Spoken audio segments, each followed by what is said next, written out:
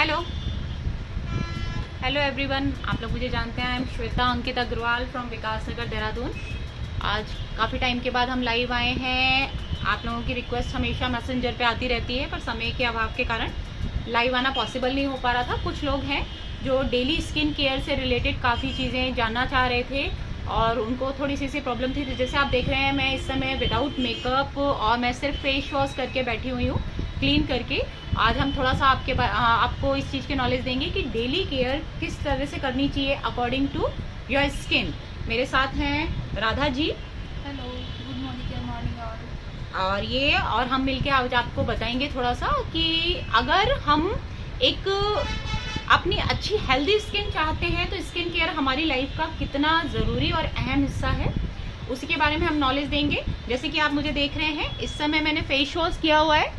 Basically मैं लगाती हूँ मोरक्को आर्गन ऑयल का क्लींजर, यूज़ करती हूँ as a face wash Modicare का। ठीक है, इसमें बहुत सारी रेंज आती है। एक cleansing gel fruit of the earth आता है, एक नीम एंड गोटगुला आता है, इवन एक बहुत अच्छी हाइड्रेटिंग क्लींजर के रूप में आता है गो ग्लो। आप अकॉर्डिंग टू स्किन टोन आप उनमें से कोई सा भी यूज़ कर सकते हैं। पर्सनली मुझे कॉल कर सकते हैं या मैसेंजर में मैसेज ड्रॉप कर सकते हैं आपकी स्किन को लेके कि क्या प्रॉब्लम है क्या नहीं है, मैं आपको सजेस्ट कर सकती हूँ। तो चलिए स्टार्ट करते हैं सबसे पहले, फिर उसके बाद हम बाद में बात करेंगे। ये मेरा फेस वॉश किया हुआ फेस है। मैं ऑलरेडी क्लींजिंग कर चुकी हूँ जी। मैम बताएंगे आप इसके बारे में? बैठ जाइए। आप ये क्या यूज़ कर रहे हो, क्यों यूज़ कर रहे हैं? ये हाइड्रेटिंग मिस्ट है और ये स्किन को क्लीन करने के बाद पोर्स मिनिमाइज करने के लिए यूज़ किया जाता है। और ये किस लिए ज़रूरी है? पोर्स को मिनिमाइज करने के लिए और स्किन को हाइड्रेट भी रखता है। ओके, इनका कहने का मतलब है कि आप टोनिंग जो कर रहे हैं, स्किन की टोनिंग बहुत ज़रूरी पार्ट है आपकी लाइफ का। वो आप चाहे एज ए टोनर आप कॉटन बोल में लेके उसे फेस पे अप्लाई कीजिए, या ये मिस्ट के रूप में एज ए स्प्रे आप अपने फेस पे अप्लाई कीजिए। लेकिन आपको अप्लाई करना बहुत ज़रूरी है। रीज़न यही है कि आप हमेशा धूप के, डस्ट के, पॉल्यूशन के संपर्क में रहते हैं, जिसके कारण आपको एक्ने प्रॉब्लम या पिगमेंटेशन या बहुत सारी ऐसी स्किन से रिलेटेड प्रॉब्लम है जो एजिंग साइन आ जाते हैं समय से पहले।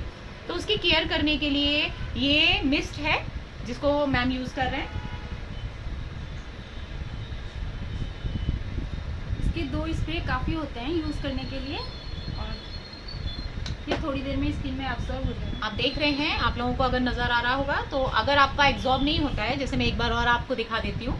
ये मैंने किया और कुछ बूंदों के रूप में अगर ये रहता है तो आप इसे ऐसे से टैप टैप टैप टैप कर सकते हैं। ये जस्ट 5 to 10 सेकेंड ये आपकी स्किन में एब्जॉर्ब हो जाता है। ओके, अब इसके बाद हमारे को क्या करना ज़रूरी है अकॉर्डिंग टू एज। मैं फिर से आपसे कहूँगी कि एज बहुत मैटर करती है आपका CTTMP करने के लिए, यानी कि क्लींजिंग, टोनिंग, ट्रीटमेंट, मॉइस्चराइजर और प्रोटेक्शन। इन चीज़ को करने के लिए आप किस एज को सर्वाइव कर रहे हो, आपको स्किन से रिलेटेड कितनी प्रॉब्लम हो चुकी है, वो बहुत ज़रूरी है। तो आज हम अकॉर्डिंग टू माई एज और मेरी स्किन के लिए मैंने सबसे पहले क्लींजिंग की, फिर उसके बाद जैसे कि अभी आपने देखा हाइड्रेटिंग मिस्ट से मैंने पोर्स मिनिमाइज के रूप में टोनिंग की है।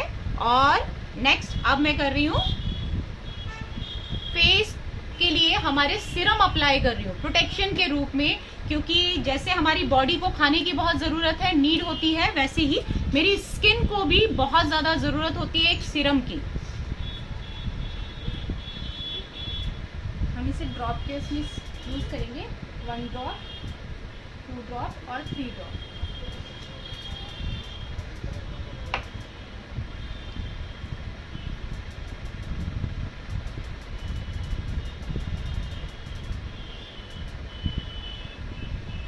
राधा मैम आप बताएंगे कि डायरेक्ट मेरे फेस पे क्यों अप्लाई किया आपने, अपने पाम पे लेके या फिंगर टॉप पे लेके क्यों नहीं अप्लाई किया? मैम इसकी जो पावर है वो मेरे हाथों में अब्जॉर्ब हो जाती है। ओके, मतलब राधा मैम का कहने का मतलब है कि इसमें जितनी भी पेनिट्रेशन पावर है और मेरे हाथ की हथेलियों में और फिंगर्स में जितनी पेनिट्रेशन पावर है, अगर हम इसे हाथों पे लेके अप्लाई करते हैं तो 80% मेरी पाम और फिंगर टिप्स इसे एग्जॉर्ब कर चुकी होती है। लेकिन अगर हम डायरेक्ट अपने फेस पे अप्लाई करते हैं तो ये पूरा का पूरा मेरे फेस की नीड के अकॉर्डिंग मेरे फेस पे जाता है। ये भी हमारा मोदी केयर का है, आप देख सकते हैं। ठीक है, इसके बाद राधा मैम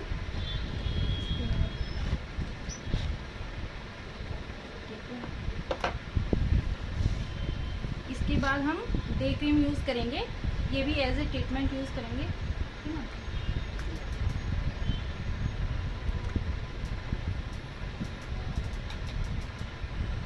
इसको भी आपने डॉट करके लगाना है।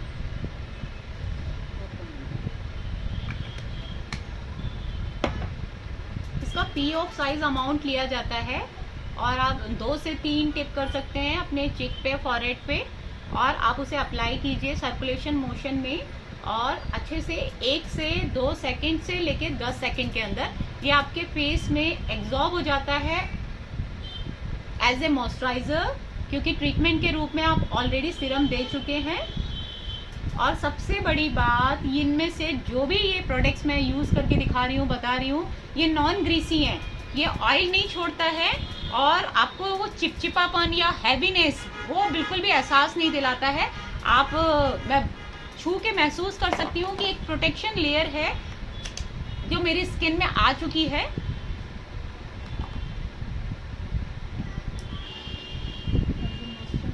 एज ए मॉइस्चराइजर भी। अब अगर ये हो गई हमारी डे केयर, लेकिन मैं आपको बताना चाहूँगी कि अगर आप धूप में जाते हैं तो इसके साथ साथ आपको सनस्क्रीन लगाना ज़रूरी है अकॉर्डिंग टू वेदर। जैसे कि इस समय वेदर में बहुत ज़्यादा गर्मी बढ़ चुकी है, तो SPF 50 यूज़ करना आपके लिए बहुत ज़रूरी है एक प्रोटेक्शन लेयर के लिए। आपको है ना इसमें सनस्क्रीन, लेकिन इस समय जैसे धूप नहीं है और हमें कभी थोड़ा बहुत हल्का बहुत पार्टी मेकअप करना हो, कोई भी मेकअप करना हो, तो किसी भी मेकअप को करने से पहले हमें स्किन ट्रीटमेंट हमेशा लेना चाहिए ताकि वो हमारे स्किन पे इफेक्ट ना करे, हमारी स्किन को खराब नहीं करे। उसके लिए मैम सबसे पहले यूज कर रही है प्राइमर को।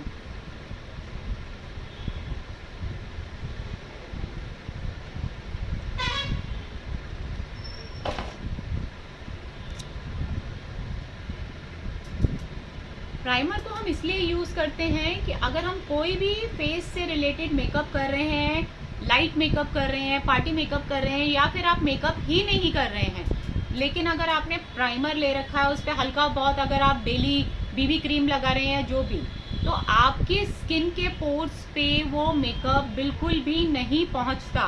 वो एक ऐसी लेयर कोटिंग दे देता है जो सिर्फ और सिर्फ आपकी एक्सटर्नल लेयर पे रहता है। आपने जितनी भी कंपनियों का अभी तक प्राइमर यूज किया होगा, मैं आप लोगों से बोलना चाहूंगी कि एक बार प्लीज मोदी केयर का प्राइमर जरूर यूज कीजिएगा। आप सब लोगों का प्रोटेक्शन चेंज हो जाएगा प्राइमर को लेके, और आपको पता चलेगा कि कितना ज्यादा स्मूथ टेक्सचर फील करवाता है हमारा कोई भी प्रोडक्ट, क्योंकि ये डर्मेटोलॉजिस्ट टेस्टेड प्रोडक्ट है।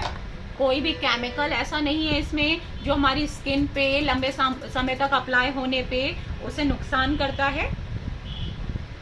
ये देखिए, ये अच्छे से एब्जॉर्ब हो चुका है। ये है हमारे मोदी केयर का फाउंडेशन। ये हमारा फाउंडेशन है बेस कोट के लिए। मैम इसे यूज कर रही हूँ according to my skin tone.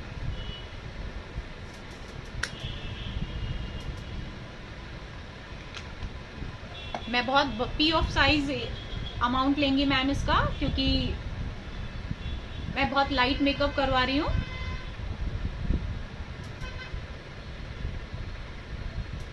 Friends, इसको लेके लाइव आना बहुत टाइम से सोच रही हूँ मैं, आप लोगों की रिक्वेस्ट भी आ रही थी, लेकिन थोड़ा सा मैंने आपसे पहले भी कहा कि समय के प्रेशर के कारण ये पॉसिबल नहीं हो पा रहा था।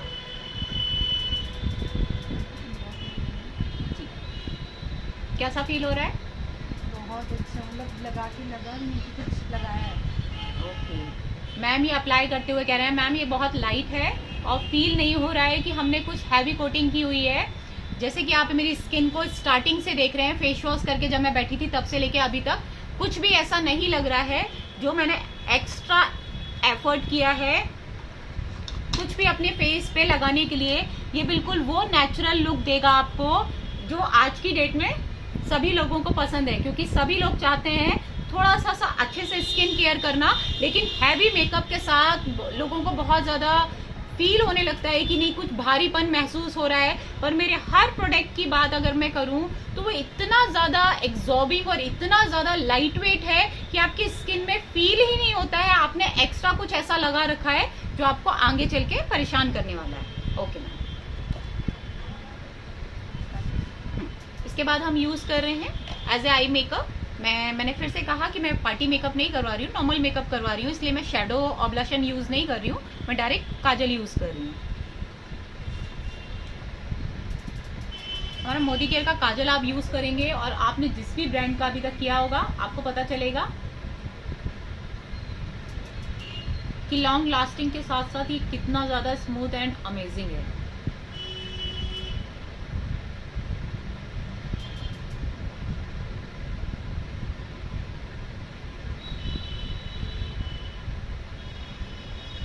आप लोगों को एक चीज़ और शेयर करना चाहूँगी, मैं जल्दी कभी भी किसी से मेकअप करवाना पसंद नहीं करती हूँ, ये मेरी कमज़ोरी है। इवन मैंने अपनी खुद की शादी पे भी खुद ही मेकअप किया था, ये सभी जानते हैं।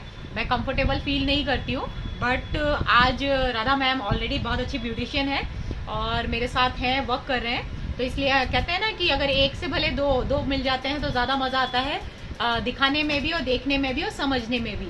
इसीलिए मैं वो हर चीज़ कर रही हूँ जो आप लोगों की रिक्वेस्ट आ रही है। आपने देखा मैंने काजल अप्लाई किया है, आप चाहें हमारा पेन लाइनर भी आता है, आप उसे भी ले सकते हैं, हमारा लिक्विड लाइनर आता है, आप उसे भी ले सकते हैं। और जो लोग लाइनर पसंद नहीं करते हैं, सिर्फ काजल पसंद करते हैं, तो इस काजल को आप इनरी और आउटिंग दोनों लेयर कर सकते हैं। मैं मैम से कहूँगी कि आप इसकी थोड़ी सी आउटिंग लेयर भी कीजिए, थिन लेयर।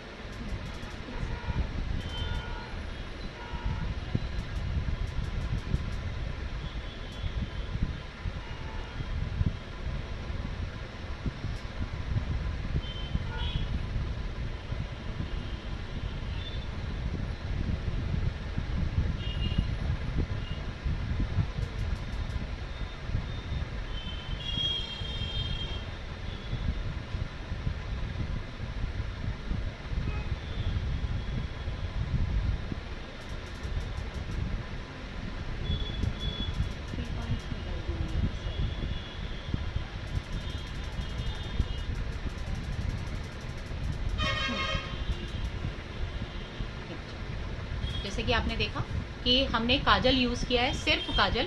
मैंने इनर आउटिंग भी काजल से करी, इवन लाइनर के रूप में भी मैंने काजल ही यूज़ किया है।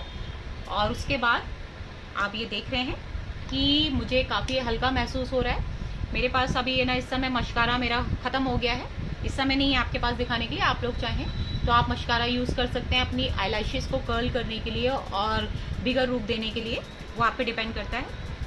मैम अब लिपस्टिक ट्राई कर रहे हैं।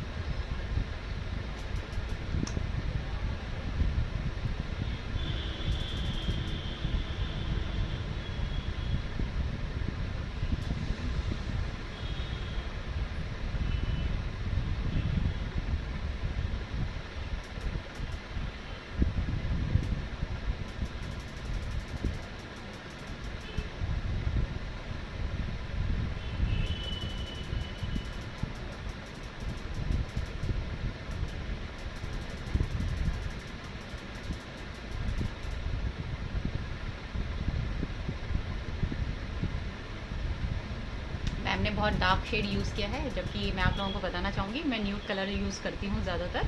तो मैम ने कहा कि नहीं मैम आप ये यूज़ कीजिए, ये अच्छा लगेगा। मैं डार्क शेड यूज़ करती हूँ, पर बहुत हैवी मेकअप होता है, जब कोई हैवी ड्रेसअप होता है तब यूज़ करती हूँ, वरना मैं न्यूड कलर यूज़ करना पसंद करती हूँ।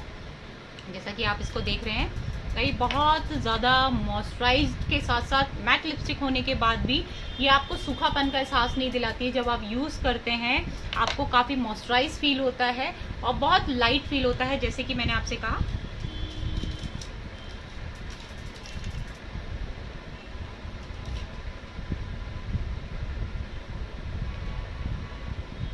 I am already done. आप लोगों में से कोई बताएगा कि मैं डन कर चुकी हूँ या किसी चीज़ की कमी है? ये किसी का आंसर नहीं आ रहा, मैं बता देती हूँ। I am a married women, तो जब तक सिंदूर अप्लाई नहीं होगा मेरा मेकअप, नॉर्मल मेकअप भी कंप्लीट नहीं होगा। इसके लिए मैं मोदी केयर के सिंदूर की 2 रेंज आती है, एक मरून शेड और एक रेड शेड। मैं मरून शेड लगाती हूँ, आप लोग देख सकते हैं। विद इन 10 मिनट मैं इस हद तक रेडी हो चुकी हूँ कि मुझे ज़्यादा एक्स्ट्रा कुछ भी नहीं करना पड़ रहा है। फेस को आप देख सकते हैं कि मैंने क्या क्या लेयर अप्लाई किया और क्या क्या नहीं किया। ज़्यादा कुछ हैवी नहीं किया, लेकिन उसके बाद भी एक अच्छे टेक्सचर के साथ मैंने वो चीज़ की जो बहुत ज़्यादा नीड है। अब मैं आपसे बात करना चाहूँगी सेम चीज़। बहुत सारे लोग, आप में से ही किसी ने पूछा कि कितना ज़रूरी है हमारे लिए डे केयर के साथ साथ नाइट केयर करना ज़रूरी है। तो मैं आप सबको बताना चाहूँगी, जैसे कि एक छोटा बच्चा होता है और जब वो बॉर्न होने के बाद हम कहीं ना कहीं उसकी पूरी की पूरी केयर करने लगते हैं स्किन की, जिसमें मसाजिंग भी होती है प्रॉपर, और है ना ऑयलिंग कितनी करनी है कितनी नहीं करनी है, कब उसको मॉइस्चराइज देना है, उसकी ड्राइनेस कैसे ख़त्म करनी है, क्योंकि बहुत ज़्यादा सॉफ्ट और डेलिकेट स्किन रहती है। हमारी केयरिंग तो तभी से शुरू हो जाती है जब हम पैदा होते हैं। आज के लोगों का कहना है कि नहीं, मतलब एजिंग के बाद हमें केयरिंग की ज़रूरत पड़ती है, पर ऐसा नहीं है। आपने देखा होगा कि 10-10, 12-12, 14-14 साल के बच्चे होते हैं छोटे छोटे, और उनको बहुत ज़्यादा एक्ने प्रॉब्लम होने लगती है, ज़्यादा एज नहीं हो पाती है, प्रेगनेंसी नहीं आती है, हार्मोनिकल चेंजेस नहीं आते हैं। लेकिन गर्ल्स की बात करूँ तो उन्हें पिगमेंटेशन हो जाती है। ये सारी चीज़ें सिर्फ इसीलिए होती हैं कि वो कहीं ना कहीं वो चीज़ मिस करते हैं अपनी स्किन को देने के लिए जो आज की डेट की नीड है। क्यों? क्योंकि हम बिना प्रोटेक्शन के अगर बाहर जाएंगे और बात करें यूवी रेंज में आएंगे, सन हीटिंग की लाइट में अगर कनेक्ट होंगे, पॉल्यूशन बहुत ज़्यादा है उससे कनेक्ट होंगे, तो हमको स्किन से रिलेटेड प्रॉब्लम आनी ही आनी है। जिसका रीज़न यही है कि आपको अपनी स्किन केयर करनी ही करनी चाहिए। अब हम बात करते हैं नाइट केयर क्यों ज़रूरी है। रात में तो सोना ही होता है, पर ऐसा नहीं है। आप में से बहुत सारे लोगों को पता होगा, पर बहुत सारे लोगों को नहीं पता होगा। उनके लिए बताना चाहती हूँ कि हमारी स्किन का जो कोलाजन बूस्टिंग होती है, यानी कि हमारा अगर स्किन का कोलाजन लेवल बूस्ट करता है, वो सबसे ज़्यादा करता है रात के 12 बजे से लेके सुबह के 4 बजे तक। वो टाइम होता है जो हमारा कोलाजन लेवल सबसे ज़्यादा स्किन के 24 घंटे में बूस्ट करता है, और रात के 12 बजे से लेके सुबह के 4 बजे तक उसमें सबसे ज़्यादा ट्रीटमेंट भी होता है। क्यों? क्योंकि जितने भी आपके है ना स्किन की नीड होती है वो उसी के अकॉर्डिंग काम करता है। और जब आपने ऑलरेडी नाइट केयर की होती है तो वो बूस्टिंग होती है, जो रिपेयरिंग होती है वो जस्ट डबल हो जाती है। इसी के साथ साथ मैम ने मेरी डे केयर यूज़ की थी प्रो वाइट की, और ये मेरी नाइट केयर है प्रो वाइट की नाइट केयर, जिसे मैं नाइट में यूज़ करती हूँ। कैसे यूज़ करती हूँ? बिल्कुल सेम सारे वही स्टेप्स हैं। पहले मैं क्लींजिंग करती हूँ, फिर उसके बाद मैं टोनिंग करती हूँ। टोनिंग करने के बाद मैं ट्रीटमेंट लेती हूँ, ये मैं रात की बात कर रही हूँ। और ट्रीटमेंट लेने के बाद मैं अपनी नाइट क्रीम यूज़ करती हूँ। नाइट क्रीम यूज़ करने के साथ साथ हम डे में होते हैं तो हम सनस्क्रीन यूज़ करते हैं, पर अगर हम नाइट में होते हैं तो हमारे लिए बहुत ज़रूरी है अंडर आई क्रीम यूज़ करना। ये इसलिए ज़रूरी है, हम 80% ज़्यादातर आज की डेट में हमारी लाइफस्टाइल ऐसी हो गई है कि हम मोबाइल के कनेक्ट में हम बहुत ज़्यादा रहने लगे हैं, और हम जितना ज़्यादा ये जितनी भी चीज़ें यूज़ करते हैं जिसमें है ना ऑलरेडी इतना ज़्यादा रेडिएशन इफेक्ट होता है, जिसके कारण हमारी प्रॉपर ना ही पहले जैसी नींद रह पाती है, और ना ही वो अच्छी नींद के साथ साथ हमारा आई सर्कल इतना अच्छा रह पाता है। क्योंकि समय से पहले डार्कनेस आ जाती है, उसमें फ्लफीनेस आ जाती है, और पता नहीं बहुत सारे, अगर एज हो जाए तो आपके रिंकल्स भी आ जाते हैं। अगर लेकिन आप पहले से ही आपने अंडर आई क्रीम यूज़ करनी शुरू होगी तो आपको ये सारी प्रॉब्लम को नहीं झेलना पड़ेगा। लोग कहते हैं कि मुझे तो ज़रूरत ही नहीं है। आपको देख के लग रहा होगा मैंने फेस वॉश करके बैठी थी विदाउट मेकअप, तब से आपने मुझे देखा है। हाँ, मेरे ये चिक एरिया को लेके मुझे सब लोग बहुत टोक चुके हैं, बहुत वीक हो गई है। मैं कोशिश कर रही हूँ जल्दी जल्दी से वापस ठीक हो जाऊँ, लेकिन उसके अलावा मुझे अंडर आई सर्कल की ज़रूरत नहीं है। फिर भी मैं ये यूज़ करती हूँ। क्यों? क्योंकि मेरा मोबाइल से संपर्क बहुत ज़्यादा रहता है, और उसके साथ साथ कई बार ऐसा होता है कि नींद प्रॉपर पूरी नहीं हो पाती, रात में भी मैं काम करना पड़ता है लेट तक। इसीलिए ज़रूरी है कि मैं प्रोटेक्शन पहले से रखूं, ताकि आने वाले टाइम पे अकॉर्डिंग टू माय एज वो इफ़ेक्ट इतना ना हो जाए कि उसे कवर होने में भी टाइम लगे। यहाँ पे बहुत सारी ऐसी रेंज है जो शायद मैं एक दिन में आप लोगों को नहीं बता पाऊंगी, पर मैं